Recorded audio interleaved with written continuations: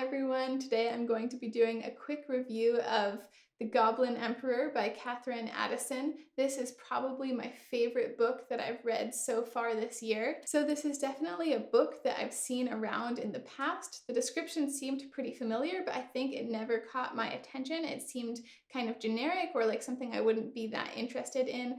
And recently though, I found the book in a list of books that were nominated for Hugo Awards in past years, which is one way that I like to look for new book recommendations sometimes. So I decided to give it a try, and I got it as an ebook from the library. And as you can see, I liked it so much that as soon as I finished reading it from the library, I immediately ordered a copy, and I actually read it again pretty quickly. So I'm going to do a quick review of this book today and talk about why I liked it so much, but also a few reasons why it might not be for everyone. So I'll just give a little bit of setup and description of what this book is about. It's a standalone fantasy, which is kind of unusual these days, and there's always kind of a mixed feeling about a good standalone fantasy. It is so satisfying, but also really depressing when there's no more.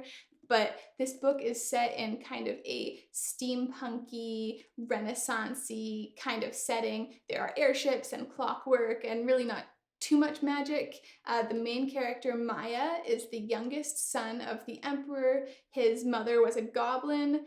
This is in a kingdom of elves, so he is half goblin, so he's sort of racially looked down on. Also, he has been sort of raised in exile from the court and doesn't know too much about it. At the very, very beginning of the book, he unexpectedly becomes emperor, and the book is basically about how he deals with that. I loved this book so much and was talking about it nonstop, and I'm definitely going to read it in the future, but there are a few things that I do think make it kind of difficult to read or that might make it not be for everyone, so I actually want to talk about those things first. So first of all, I should say the names in this book are impossible. I'm not going to try to pronounce any of them right now. I am not usually a person that has any difficulty with keeping track of difficult fantasy names. I've been reading difficult fantasy names my whole life, and it was just really hard to tell who was who. There's a lot of use of titles and really long, complicated names with a lot of letters and things that if I heard someone saying this, I'd be thinking, wow, you're an idiot. Like, how hard can it be? I'm not kidding. It's really hard. And I actually enjoyed the book even more on the second reading because I didn't have to go back and check to see who was who. And also reading this in physical copy instead of, on an ebook made it easier because there is a glossary in the back. There's a pronunciation guide, which I skipped, but there's also a really long list of names and people, and that really does help. But if you're somebody that struggles a lot with names and keeping track of, if Russian novels are not your thing, then this might also not be for you. I would encourage you to try it anyway, but I warned you. Another thing that I feel like can make this book a little bit inaccessible at first is that the author uses a lot of language like thou in it, and that was a huge turnoff for me for the first few pages until I understood why she was doing that. I was worried at first that this was trying to be fantasy from like the early 1900s or something like that was written in an artificially formal language, and that's really not what this book is doing, but she does, in English, use language that mimics how other languages and also the way English used to be that have formal and informal modes of address. That's really common in many, many languages that aren't English. So thou, which used to be the informal in English, and then you is the formal. So she also uses a royal we, which is used not only by the emperor, but to denote anybody that is talking about themselves who is in a formal or like high status position. So I kind of got used to it, and it really added a lot of flavor and style to the language. It didn't really get in the way of the book for me, but I could see how it could still be a turnoff for some people. The last thing I'll say about why this book might not be for everyone is that if what you love is super action-packed, adventure-oriented fantasy, this is not really going to be a book for you. I definitely disagree with some people I saw online that said it has no plot. I think it has a lot of plot, but the plot is more of a slow character growth, character study that really delves into a lot of topics and the internal life of the main character. And a lot does happen. And also, if you like books that have a lot of politics and things like that, then this would be a book for you. Now that I've talked about all the reasons why this book might be kind of challenging, I do want to talk about some of the reasons I loved it so much. First of all, The setting is actually really great. It reminds me in a way of Tolkien, where there is a ton of depth that you never really go into within the confines of the book. So you can tell, that there are thousands of years of history of all these emperors and all this tradition, and you get little tastes of it, but you don't really get a full exposition of who every single one of those emperors were. It's just something the characters in the book are aware of and know about. And it's the same way as in Lord of the Rings. You get these little sprinklings of myth and history and all of these things without, in Lord of the Rings, it really getting delved into.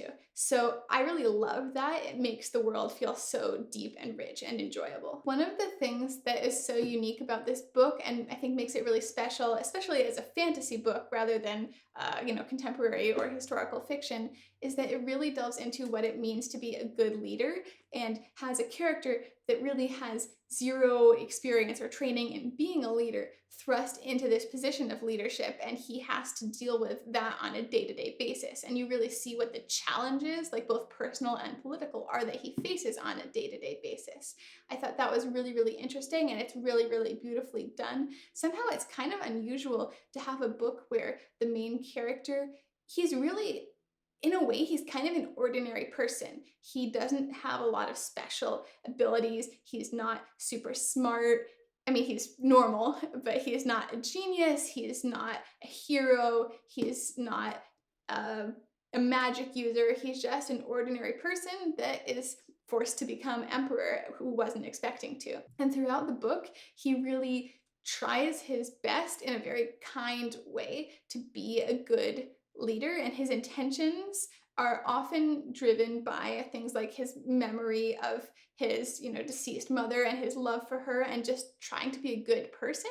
But it's not cheesy in a 19th century kind of way. It's just very honest, and I thought that that was really beautiful. Another thing that's really special about this book to me, and that I thought was really unique, was the way that it deals with some kind of difficult psychological themes without, just totally embracing the darkness, but in a very heartfelt way. Maya, the main character, is really a profoundly lonely character. He was raised by this guardian who was mentally abusive to him and who is at times physically abusive to him. It's not dealt with in like a gratuitous way, but it is something that he's dealing with. And he's also dealing with very basic issues like, does the emperor get to have friends and how does that work? And just dealing with those issues of loneliness and abuse, I think, are things that so many people can identify with, but it's just in a way that makes you identify with him more and understand where he's coming from more, but it's not sort of shoved down your throat. I also thought that it was interesting how romance was dealt with in this book without any spoilers. It actually wasn't dealt with a whole lot, but the book still did deal with what it meant, in this society for a, I guess, older teenager, but a teenager to suddenly become emperor. He's never really known any women before at all. And now he has to deal with choosing an empress. And he's also surrounded by all these women that were raised at court, and he doesn't really know how to deal with them. So that's another thing that is both very touching about his experiences, but that's an element of the book as well. The book does also deal in a relatively gentle way with some themes about race. This isn't necessarily a society that is racist in the way that our own society might be, but the main character is darker skinned than the characters around him. He is a half-breed and he is aware of his differences. So I think that's something that's also dealt with very, very well. And it's also something that happens in the book is that he gets an opportunity to explore his mother's culture more and to sort of be able to explore parts of his identity that were denied to him in his upbringing. In conclusion, I loved this book. I think it's my favorite book that I've read this year so far, and I was really surprised by how profoundly it impacted me. I do think it might not be for everyone, but if this sounds like something you might be interested in, I would really highly encourage you to give it a shot.